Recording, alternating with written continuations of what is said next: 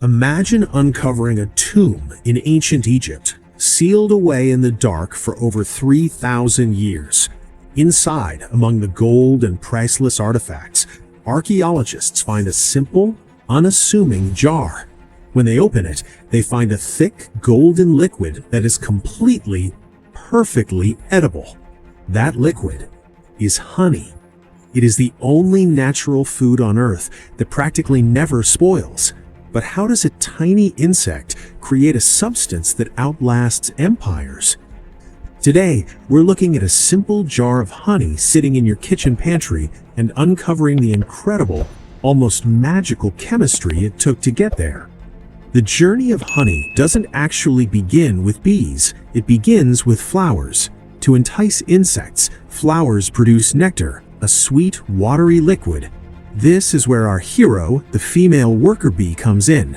She is a forager. Every single day, she visits up to 1,500 flowers.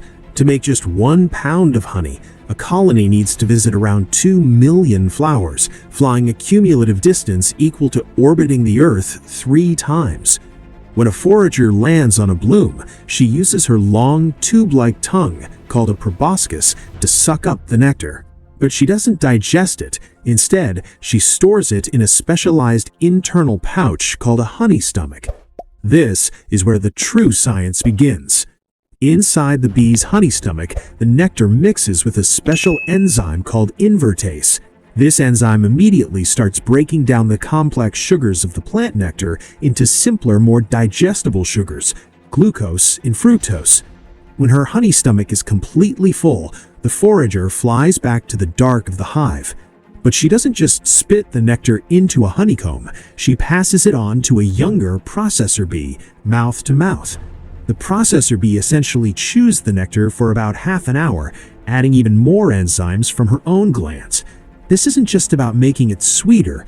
These enzymes create trace amounts of gluconic acid and hydrogen peroxide, turning the mixture into an acidic environment, highly hostile to bacteria. It's no longer nectar, but it isn't honey yet. At this stage, the liquid is far too watery. If the bees left it as it is, the high moisture content would cause it to ferment and spoil. So the processor bees spread the watery syrup across the perfect hexagonal wax cells of the honeycomb. Then thousands of bees perform a coordinated miracle. They stand over the cells and beat their wings at incredible speeds, creating a massive, continuous draft of warm air throughout the entire hive. This constant fanning literally evaporates the water right out of the nectar.